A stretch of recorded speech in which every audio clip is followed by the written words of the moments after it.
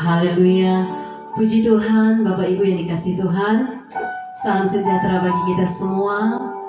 Kita bersyukur kepada Tuhan pada hari ini. Oleh karena kebaikan Tuhan, kita masih ada sebagaimana kita ada. Bukan karena kekuatan kita dapat menjalani hari-hari hidup ini, tapi semua karena anugerah Tuhan. Sebab itu, mari kita sama-sama menaikkan pujian syukur kepada Tuhan. Kita sembah Tuhan, kita tinggikan Tuhan untuk membalas segala kebaikan Tuhan, untuk membalas segala anugerah Tuhan yang besar dalam hidup kita. Haleluya. Puji Tuhan. Mari kita berdoa. Tuhan Yesus, ini kami umat-Mu datang kepadamu, membawa segala pujian, syukur, pengagungan kami kepadamu Tuhan. Berkati setiap umat-Mu dimanapun saja berada Tuhan. Dan biarlah setiap pujian, pengagungan yang kami naikkan di hadapan-Mu Tuhan menyenangkan hati Tuhan. Terima kasih Tuhan. Ini hati kami, ini hidup kami, ini penyembahan kami. Di dalam nama Yesus Tuhan. Haleluya. Amin. Amin.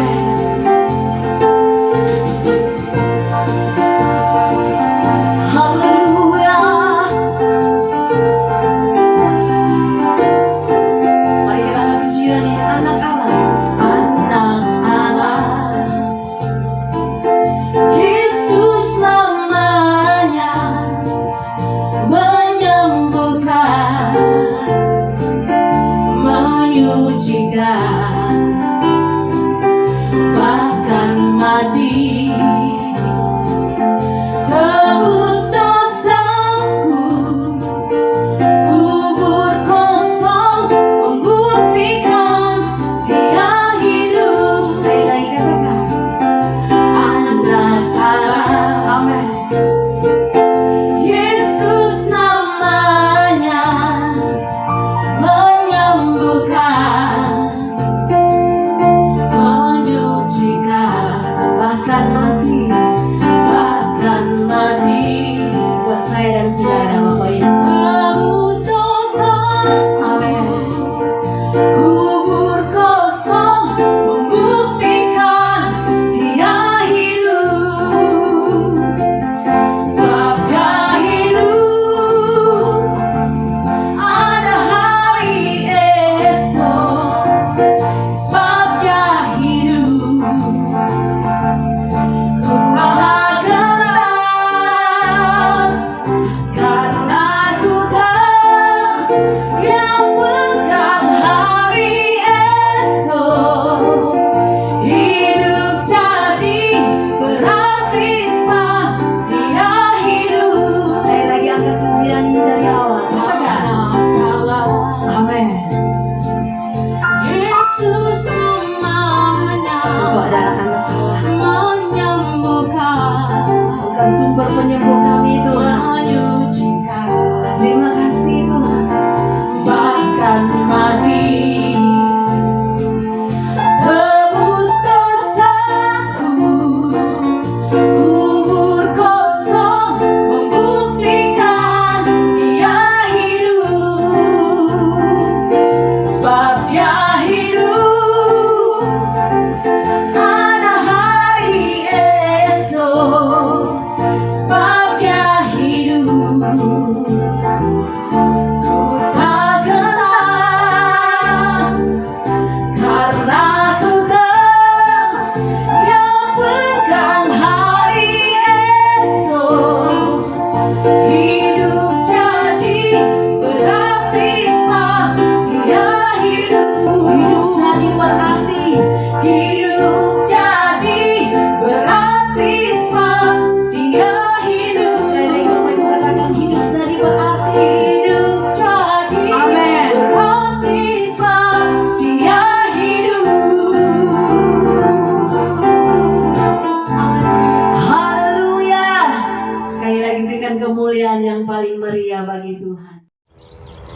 Haleluya, haleluya. Puji Tuhan, senang sekali bisa berjumpa lagi dalam ibadah yang luar biasa.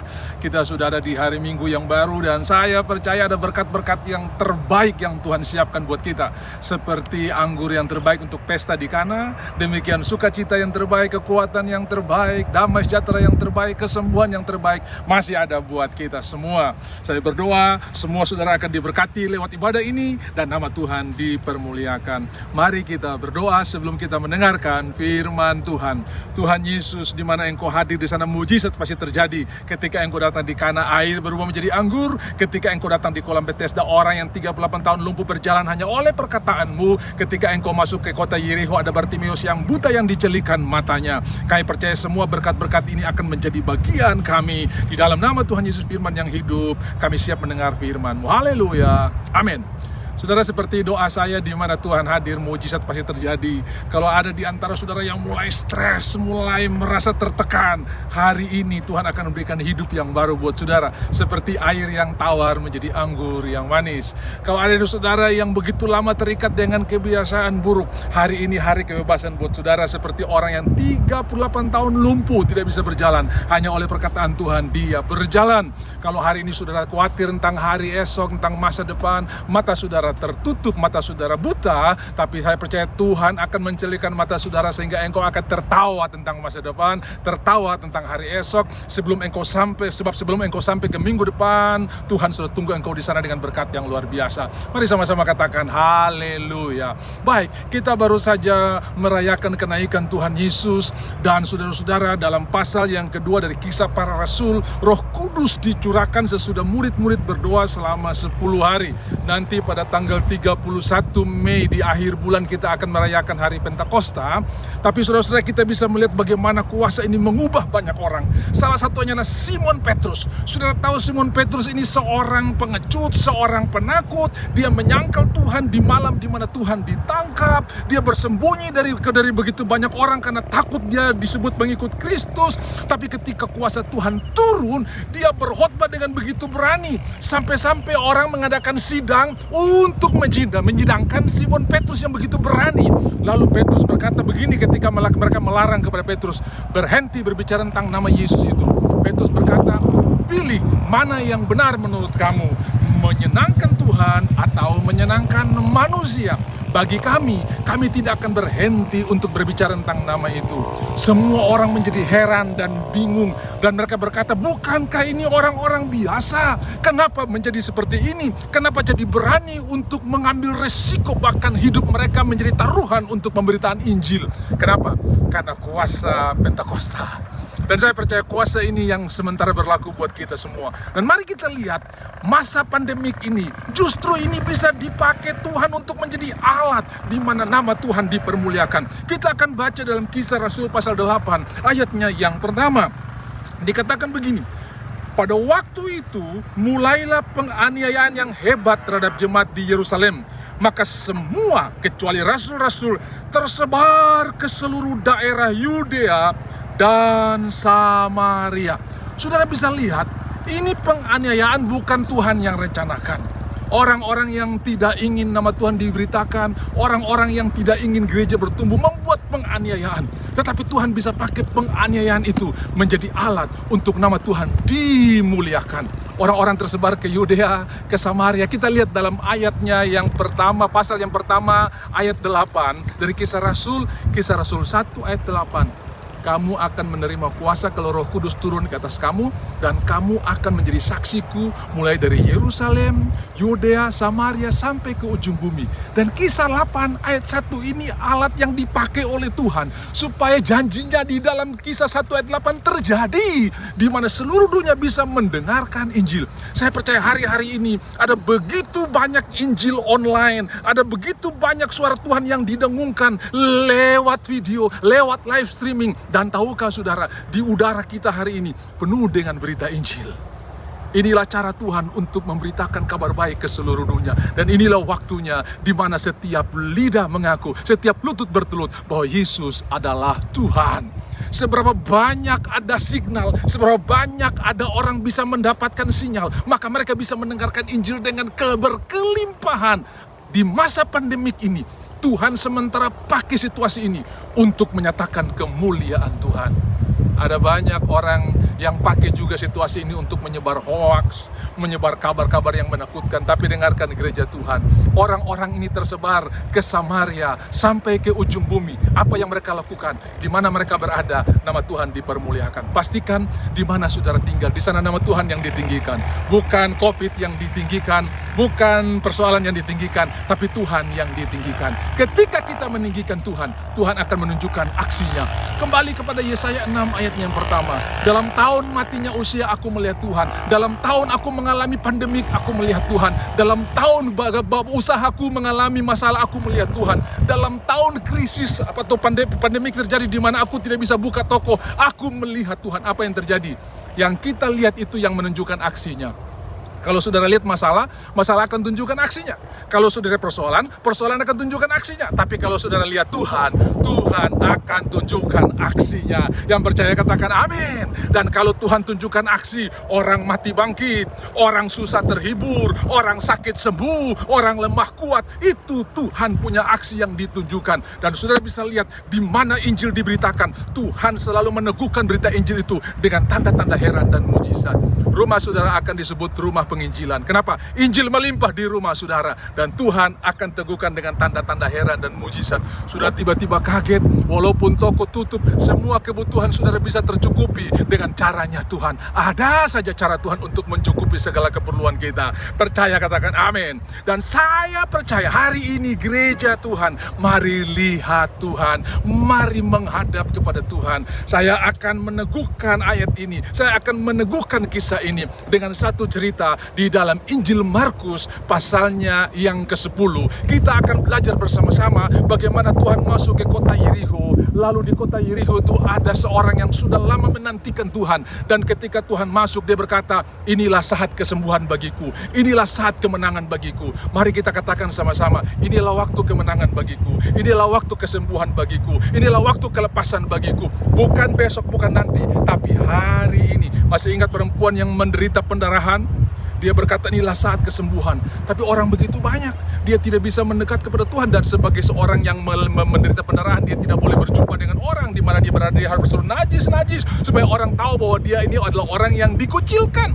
Tetapi hari itu dia berkata, ini hari kesembuhan bagiku. Dia menerobos orang banyak. Sudah bisa bayangkan, setiap gerakan itu adalah kematian. Setiap gerakan begitu banyak darah yang keluar. Tapi hari itu dia berkata, inilah hari kesembuhan bagiku. Benar. Hari itu terjadi kesembuhan bagi dia. Hanya dengan memegang puncak jubah Tuhan Yesus, kuasa Tuhan mengalir. Hari ini kita bukan pegang puncak jubah, kita bertemu dengan Tuhan yang sudah bangkit. Kita berhadapan dengan Tuhan yang hidup selama-lamanya. Kesembuhan pasti terjadi. Kita lihat di dalam Injil Markus pasal 10, Tuhan pergi ke Yerikho. Kenapa Tuhan pergi ke Yerikho? Karena ada orang yang ingin disembuhkan di sana. Kenapa saudara bisa menyaksikan ibadah hari ini? Karena Tuhan sementara menyembuhkan saudara. Tuhan sementara mengasihi saudara. Tuhan sementara berbuat perkara-perkara ajaib buat saudara. Saudara masih ingat khotbah saya beberapa waktu yang lalu, Tuhan tidak pernah menyerah dengan kita. Murid-murid tidak percaya, Tuhan tetap pakai mereka. Tuhan kejar mereka. Ada rencana yang luar biasa. Dengarkan saudara, ada rencana yang luar biasa yang Tuhan siapkan buat saudara. Bukankah kita ini sudah direncanakan Tuhan sejak awal? Tidak ada satu manusia yang lahir secara kebetulan di muka bumi ini. Semua direncanakan oleh Tuhan. Mari katakan sama-sama, saya direncanakan oleh Tuhan. Kita lahir di bumi ini bukan karena papa subur, mama subur, terus kita ada. Saya pernah menyaksikan bahwa ada ibu atau istri yang haidnya 3 bulan sekali, tapi bisa punya anak. Itu membuka mata saya bahwa benar kehidupan itu datang daripada Tuhan. Jadi siapapun saudara, tidak ada saudara yang lahir secara kebetulan. Tidak ada saudara yang tidak direncanakan oleh Tuhan. Orang tua boleh tidak merencanakan, tapi Tuhan merencanakan. Ada banyak orang tua yang berkata begini, ketika hamil anak ketiga atau keempat, mereka berkata, kami tidak merencanakan anak ini, Pak. Orang tua boleh tidak merencanakan, tapi Tuhan merencanakan. Mazmur 139 ayat 16. Engkau melihat selagi aku bakal anak. Dan dalam kitab-Mu hari-hari yang akan dibentuk telah ada sebelum saya sampai di sana. Sebelum kita sampai ke bulan Juni, Tuhan sudah tunggu di sana. Sebelum kita sampai ke bulan Juli, Tuhan sudah siapkan berkat yang luar biasa. Agenda Tuhan akan terus berjalan dalam hidup kita. Itu sebabnya rajin-rajinlah dengar dan baca agenda Tuhan terhadap hidup kita. Agenda dan rencana Tuhan tertulis di dalam buku ini. Setiap kali saudara baca, saudara bisa lihat agenda Tuhan yang luar biasa. Ampunilah orang bersalah, jangan simpan marah, ya, berkatilah orang yang menganiaya kamu. Itu agendanya Tuhan. Dan mari kita akan lihat bagaimana Bartimeus menerima apa yang selama ini dia nantikan ketika Tuhan hadir. Di dalam ayat yang ke-46 dari Markus pasal 10 dikatakan Yesus tiba di Yeriho. Hari ini Tuhan pun tiba di rumah saudara, tiba di keluarga saudara, tiba di bisnis saudara, tiba di usaha saudara, dan Tuhan mau buat sesuatu. Begitu Tuhan sampai ke Yeriho, dia keluar sampai ke kota, keluar kota. Artinya dia tidak melintasi setengah dari kota itu, 3/4, 90%, tapi seluruh kota itu dilintasi. Kalau Tuhan masuk dalam hidup saudara, dia bukan cuma urus keselamatan, dia bukan cuma urus sorga, seluruh area di hidup saudara pun Tuhan lewati. Dapur saudara dilihat, tabungan saudara dilihat, kebutuhan saudara dilihat. Mungkin Tuhan berkata, Tuhan kalau urusan sorga engkau bisa, tapi kalau urusan bisnis, Tuhan punya bisnis jauh lebih hebat daripada saudara. Dia teman usaha saudara. Simon Petrus pernah pulang dengan kecewa karena tidak mendapatkan apa-apa. Ada banyak orang yang tidak mendapatkan apa-apa di dalam pandemik ini. Tetapi Tuhan, teman usaha yang baik. Justru situasi yang sulit, mereka menangkap ikan yang sangat banyak. Sudah bisa baca itu dalam Injil Lukas pasal yang ke-5. Di Yeriho ada Bartimeus yang buta. Saudara, ketika Tuhan keluar kota itu, artinya ini terjadi di luar kota, sebab orang-orang buta, pengemis-pengemis itu bukan di dalam kota. Mereka punya camp tersendiri di luar kota. Dan waktu dia tanya, ini apa kok ribut-ribut begitu banyak orang, rame sekali. Oh, Yesus orang Nazaret lagi lewat. Mulailah ia berseru.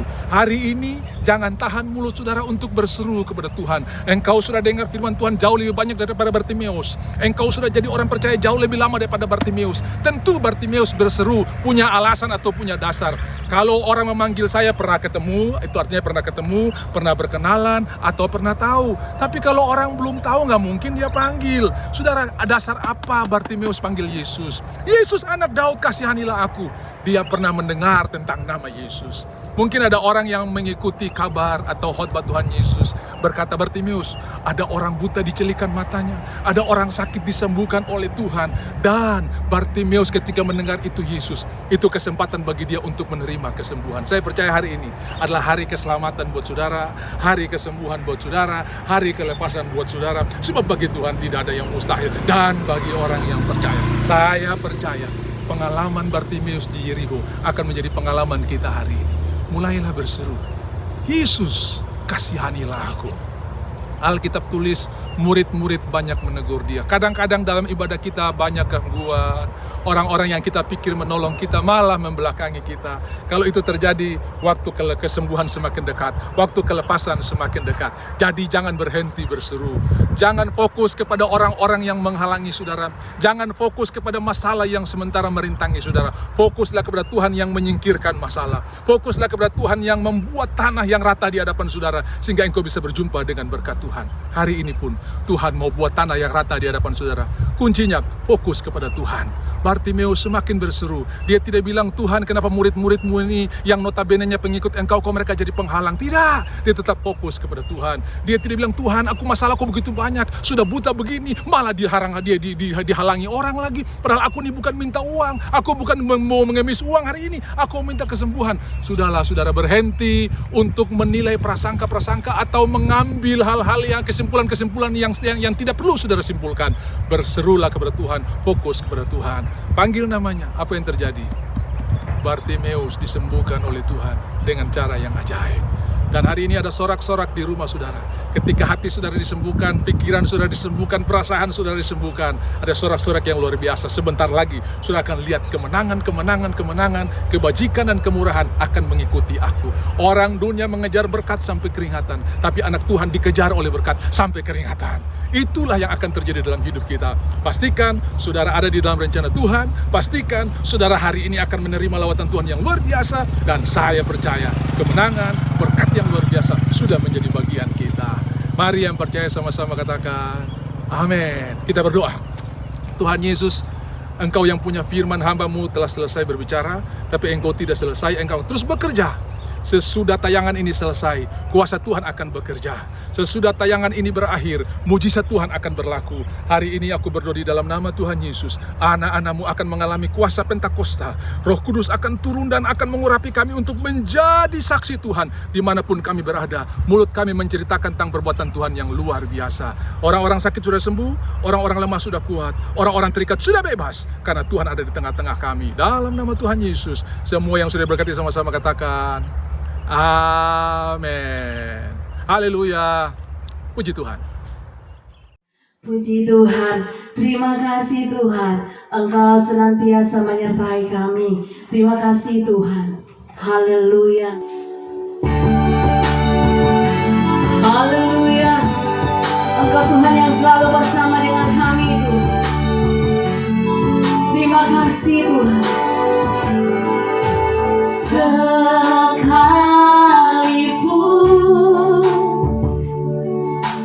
ku berjalan dalam lembah kekelaman, Kau besertaku.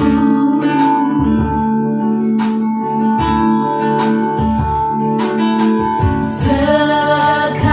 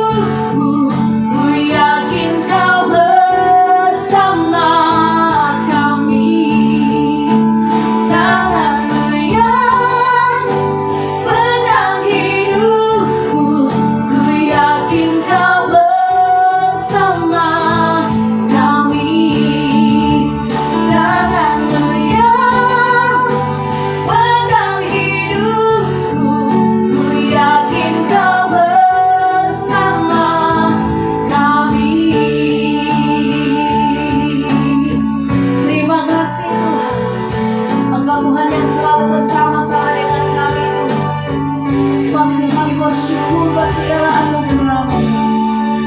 Amin. Baik saudara, terima kasih telah mengikuti ibadah ini sampai ke akhir. Jangan dulu tinggalkan ibadah ini, karena di akhir ibadah ini kita akan terima berkat Tuhan.